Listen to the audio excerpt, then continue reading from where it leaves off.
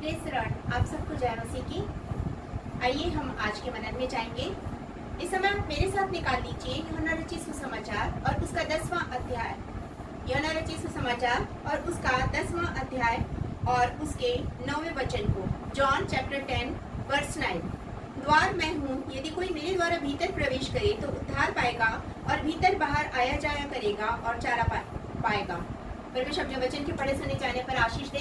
हम प्रार्थना करें। धन्यवाद धन्यवाद धन्यवाद राजाओं के राजा प्रभुओं के प्रभु, धन्यवाद करते हुए एक बार फिर से हम आपके चरणों के निकट आते हैं। बीते दिनों के लिए धन्यवाद देते हैं पिता, दयालु पिता। इस समय हम प्रार्थना करते हैं अपने वचन के द्वारा हमें आशीष दीजिए। जितने भी लोग सुन रहे हैं हर एक जन आशीष पाए। धन्यवाद के साथ ही प्रार्थना उद्धार करता प्यारे यीशु मसीह के नाम से मांगते हैं, सुनिए, ग्रहण कीजिए, आमीन। परमेश्वर पिता का धन्यवाद हो कि उसने एक बार हमें अवसर दिया फिर से कि हम इस मनन में जाएं। धन्यवाद देते हैं कि आप सब सुरक्षित हैं और इस समय हम सब जब अध्ययन कर रहे हैं, पवित्र आत्मा की सामर्थ्य निश्चित रूप से हमें सिखा रही है, समझा रही है, हमें परमेश्वर के मार्ग में चला रही है। हम आपका परमेश्वर धन्यवाद देते हैं। हम जब वचन को देखते हैं तो हम क्या पाते हैं इस वचन में? सबसे पहली बात, द्वार। हम इसमें पढ़ते हैं द्वार मैं हूँ। कौन है वो द्वार? वो हमारा द्वार है, वो है प्रभु यीशु मसीह। दूसरी बात यहाँ पर हम पाते हैं कि हम क्या हैं? भेड़ हैं। हम भेड़ है, वो हमारा चरवाहा है। जब हम इस पूरे अध्याय को पढ़ते हैं, 10वें अध्याय को, तो हम पूरे अध्याय में पाते हैं कि परमेश्वर किस तरह हमारे जीवन में अद्भुत कार्य करता है यीशु मसीह के द्वारा। यीशु मसीह कहता है मैं चरवाहा हूँ, अच्छा चरवाहा हूँ, मेरी भेड़ें मेरे शब्द को सुनती है, मैं और आप उसकी भेड़ें हैं। पहले हम क्या थे?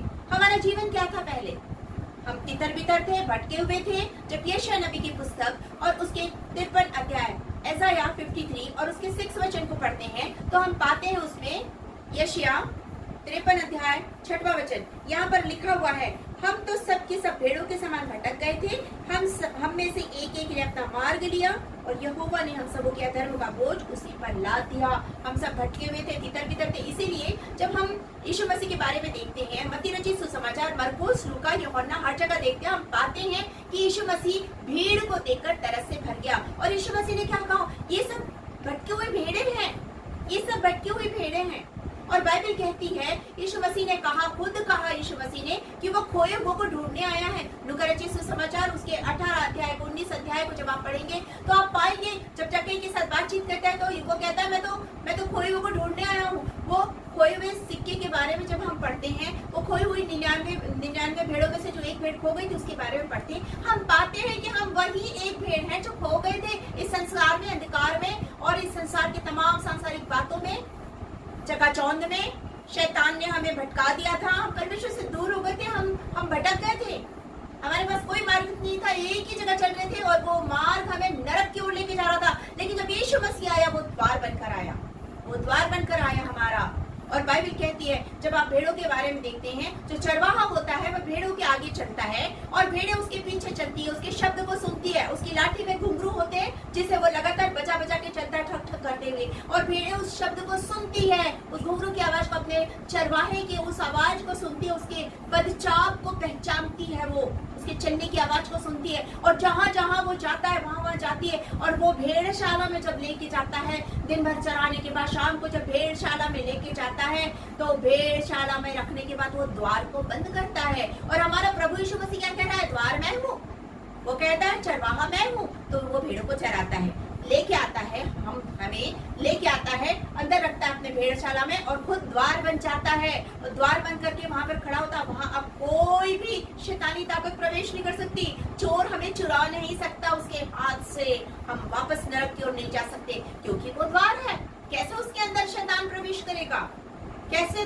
वो तो द्वार है, वो हमारा द्वार है। और वचन हमसे कहता है, जब आप यूहन्ना रचित सुसमाचार और उसके यूहन्ना रचित सुसमाचार के 14 चैप्टर को पढ़ेंगे, 14 चैप्टर को पढ़ेंगे तो आप उसमें पाएंगे 14 के 8 में साफ साफ लिखा है वो कौन है?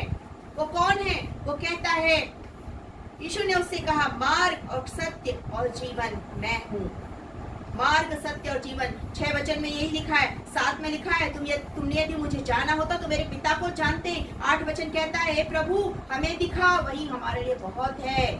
6 से 8 में हम पाते हैं, और उसने अपने आप को दिखाया, उसने अपने आप को दिखाया, उसने अपने जीवन से पिता को दिखाया, उसने दिखाया जिसने मुझे देखा उसने पिता को देखा। यहाँ हमने वही पढ़ा, 14th चैप्टर में हमने वही पढ़ा, जिसने मुझे देखा है उसने पिता को देखा है।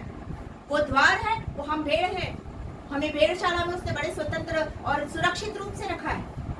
हम दूसरी चीज यहाँ पर पाते हैं, पहली चीज हम पाते हैं कि वो द्वार है, दूसरी चीज पाते हैं यदि कोई मेरे द्वारा भीतर प्रवेश करे। यदि कोई, यदि मतलब पहली चीज ये है कि वो हमारा द्वार है। दूसरी चीज, वो हमें एक प्रपोजल देता है, वो हमें एक प्रपोजल देता है। क्या देता है? यदि कोई, यदि आप विश्वास करेंगे उद्धार पाएंगे, यदि आप विश्वास नहीं करेंगे तो आप उद्धार नहीं पाएंगे। यदि आप विश्वास करेंगे अनंत जीवन पाएंगे, यदि आप विश्वास नहीं करेंगे अनंत जीवन नहीं पाएंगे। यदि आप विश्वास करेंगे आप चंगाई को पाएंगे, यदि आप विश्वास नहीं करेंगे चंगाई नहीं पाएंगे। यदि आपका विश्वास राई के दाने के बराबर भी होगा तो आप यदि पहाड़ों को हटने कहेंगे वो हट जाएगा, गहरे समुद्र में जाकर गिर जाएगा आपका विश्वास। यदि कोई, यदि शब्द बताता है कि हमारे पास उसने एक प्रपोजल दिया है, हम उसे स्वीकार करेंगे,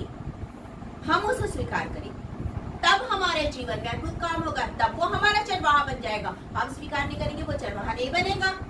यदि हम उससे कहेंगे वो हमारा चरवाहा बनेगा। यदि हम उससे कहेंगे कि तू ही सब कुछ है, वो हमारा सब कुछ बन जाएगा। यदि हम बोलेंगे कि नहीं प्रभु तू एक तरफ रहे, बाकी काम मैं कर लूंगा, प्रभु आपके जीवन में कभी हस्तक्षेप नहीं करेगा। याद रखिएगा, उसने हमें एक स्वतंत्र निर्णय लेने की क्षमता दी है, निर्णय लेने के लिए उसने हमें क्षमता दी है। और वो उसी समय से, याद कीजिए जब आदम और हवा को बनाया गया था, उस समय को याद कीजिए। आदम को जब बनाया, परमेश्वर ने स्वयं नाम नहीं रखा किसी पेड़ पौधे जानवर का, उसने ये प्रपोजल किसको दिया? आदम को दिया, और आदम ने नाम रखा, और जो नाम उसने रखा वही नाम हो गया। परमेश्वर प्रपोजल उस समय भी दिया, परमेश्वर प्रपोजल हमेशा देता है। यदि कोई विश्वास करे, यदि कोई उस पर विश्वास करे, अनंत जीवन पाएगा। वो हमारा द्वार है, उसने हमें प्रपोजल दिया है निर्णय लेने का। तीसरी चीज हम यहाँ पर पाते हैं, बाहर भीतर तो उद्धार पाएगा, बाहर भीतर आया जाया करेगा और चारा पाएगा। यदि हम उसके प्रपोजल को स्वीकार करते हैं, वो हमारा द्वार बन जाएगा और हमें बाहर भीतर आने जाने देगा। हम उसकी सहायता से उसके साथ जाएंगे, उसके साथ आएंगे, और तब हम चारा पाएंगे, हम उद्धार पाएंगे, हम चारा पाएंगे।